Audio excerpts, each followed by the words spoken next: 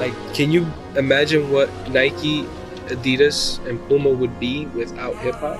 Nothing. And you know how much they give back to us? Nothing.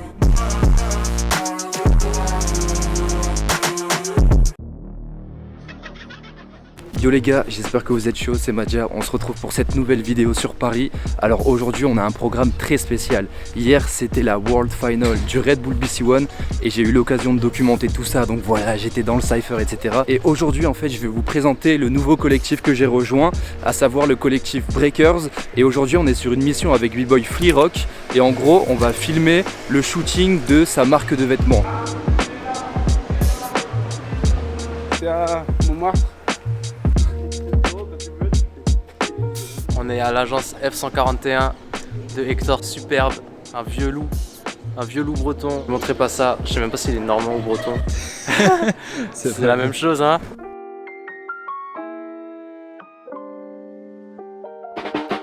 Bienvenue chez l'agence F141, le bureau du style français. Ici, c'est là où vous trouverez toute la bonne sape. Le but de cet endroit est de mettre en avant les créateurs français dans la mode, aussi bien les grosses marques que les jeunes marques, et de pouvoir faire en sorte qu'elles émergent plus rapidement. Par contre, ton ten, c'est chaud. Ouais. Bah Onten, j'ai vu danser. Machine, mon pote. Ouais. C'est chaud. Il sait faire. Comme vous l'avez compris, on était en train de débattre sur le Red Bull BC One avant l'arrivée de B-Boy Fleerock à l'agence, et d'ailleurs j'ai même profité de ce temps pour vous en apprendre un peu plus sur l'origine de Breakers. C'est toi qui as l'initiative de Breakers. Oui. D'où t'es venue l'idée? Moi l'idée m'est venue d'un jour où j'étais à La Réunion et je suis allé aux maisons de presse, je sais pas pourquoi, mais bref j'ai acheté un magazine de surf et je me suis rendu compte que ça faisait des décennies que le surf, le skate, ils avaient des magazines à leur effigie et je me suis dit quelle est la valeur de tels objets pour leur culture. Comme j'avais du temps libre et du chômage, je me suis dit let's go, on va essayer pourquoi pas essayer de faire un magazine de break. L'idée au début voilà c'est parti exclusivement d'un magazine que j'ai fait tout seul. Petit à petit j'ai rencontré Sébastien qui est venu me rejoindre pour tout ce qui est partie direction artistique, graphisme et au fur et à mesure des éditions, donc en continuant le magazine, on s'est lié d'amitié avec Hicham qui est devenu le photographe. Jeune flingue, ça c'est jeune flingue. Je sais même pas qui m'a fait de la pub. Lohan nous a beaucoup aidé pour le stylisme sur la dernière édition. Donc on a essayé de plus en plus de produire des articles et des shootings photos de qualité en collaborant avec vraiment de plus en plus de monde. Des gens écrivaient à Londres, à Hong Kong. Rapidement ça a trouvé un auditoire et pas mal de gens qui étaient intéressés de participer. Là on a sorti 4 éditions et c'est un travail assez colossal mais c'est plein de belles histoires d'amitié. On s'est rencontrés à travers ce projet tous et ça s'est très bien passé entre nous. Aujourd'hui, Breakers, ça ne se limite plus qu'au magazine et ce shooting avec Fleerock en témoigne. En fait, le collectif avait eu l'opportunité de l'interviewer il y a quelques mois quand il était de passage à Paris et il y a une certaine connexion qui s'est créée. Alors puisqu'il était de retour pour la World Final du BC One, les chemins se sont croisés à nouveau.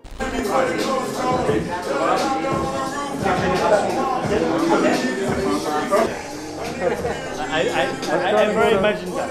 I never imagined that. When you say I have new stuff, I was thinking what new baggy, new t-shirt.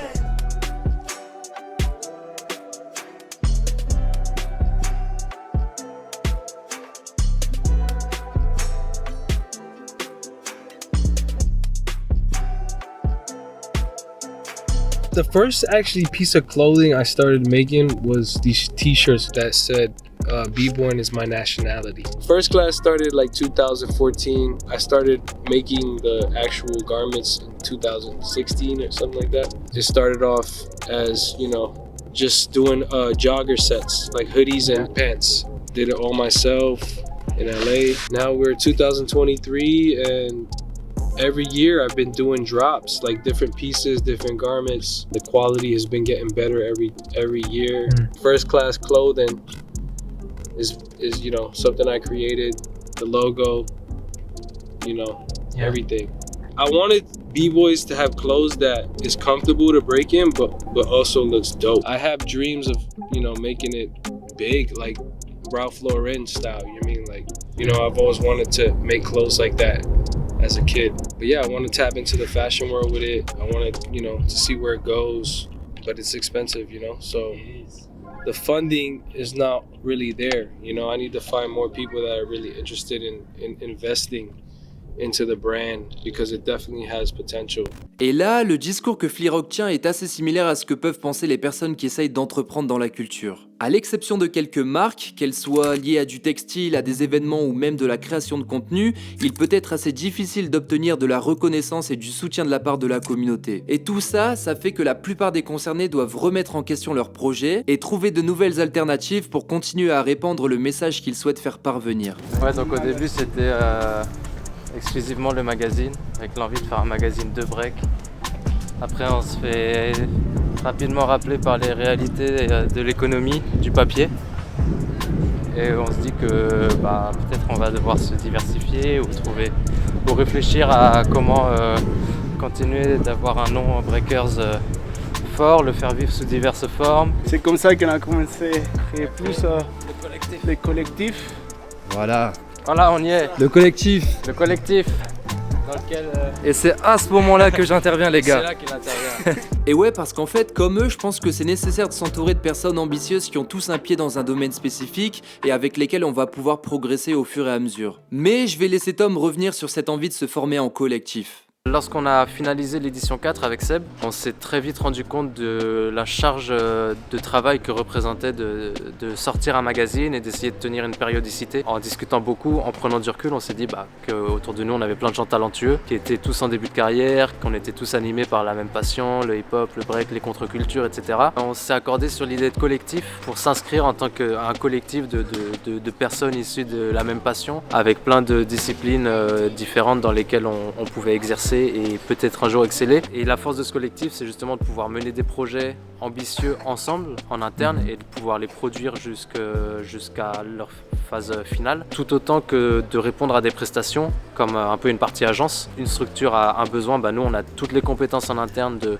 faire du graphisme, de la photo, de la vidéo, du modélisme, de la prod événementielle et tout, on a tout ça en interne. Et aussi pour encourager individuellement chacun qui fait partie du collectif, parce que tout le monde a ses projets, tout le monde est très ambitieux et tout le monde est vraiment au début de sa carrière, que si chacun a un projet individuel, il peut s'appuyer sur toutes les compétences qu'il n'a pas sur le collectif pour mener son projet à des hauteurs qu'il n'aurait peut-être pas imaginé. C'est l'idée un peu utopique du collectif qu'on a, ça vient juste de commencer et on espère que ça va porter ses fruits. Voilà, ça résume un peu la vision qu'on a du collectif et celle-ci va sûrement être amenée à évoluer en fonction des avancées de tous. En tout cas, avant même que je rejoigne Breakers, ils avaient déjà réalisé une interview de Fleerock dans laquelle il partage sa vision sur le monde du break et il revient même sur la création de sa marque. Je vous en mets ici quelques extraits car je trouve son propos très intéressant et bien sûr je vous recommande d'aller voir l'interview après cette vidéo. I've always questioned like certain things like why am I wearing this brand? It's not paying me, they don't care about me, you know what I mean? Like they don't have nothing to do with my culture. So for me it's like, yo, if you in the culture and you're breaking, I think it's important that we support each other, you know, and make our community wealthy and rich. You know, when you hand money to Nike or to like one of these brands that are not coming from a b-boy or like a hip-hopper, you know, someone from your culture, you're not putting money into your culture. You're putting money into someone else's culture and someone else's pocket. But when we tap into these breaking brands, if we actually invested back into our culture, it would invest back into them. So if I was a multi-million-dollar company, first class, I would have more money to be like, yo, I want to sponsor you. Going on the website and purchasing some first class gear. That's you supporting. That brings my revenue up. That means I can take that money and put it back in and create more stuff for them. If it's clothes, jams, sponsorships, whatever it, you know, may be. The breaking world is like when they see people see you succeeding, they don't want to support you. They're like, oh, it's getting too big. I want that fame. Yeah. And it's like crabs in a bucket. You know what I mean? It's fucking ridiculous, and that's why hip hop has never fucking made it. Because the mind of, you know, this competitive mentality of this, you know, selfish type of fucking vibe. It's like no one wants to see people succeed. I appreciate it so much. I think so. Whatever you think, I don't know. You know? Yeah, if you want to do like, it's very like oriented. Yeah, this is really straight. So it's like really e-commerce product. I think some editorial will be fine. Like some if you want to wear it, to rock it, like posing. Yeah, exactly.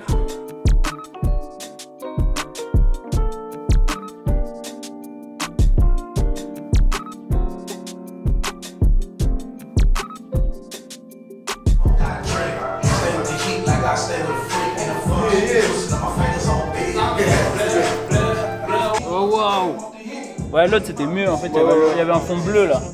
Damn! C'est avec la lumière. Pour la lumière, ouais. It's a wrap! What was the inspiration for the whole thing? Like, from one side is like, It was ninja mixed with like, you know, hiking yeah, gear, you know, yeah, like hiking here. North Face, Stone Island. And you're gonna produce a lot of those? 20. We're gonna do pre-sale, we're gonna sell 20. Then we do maybe another rendition of different style, different color. Yeah. But he gave me a good idea. Maybe I should make You have to. more simple piece, like separate, like something like this with just the logo, just to sell a bag. You know, like maybe someone wanna just buy a bag, or maybe like a simple version of the jean, so it's not so expensive.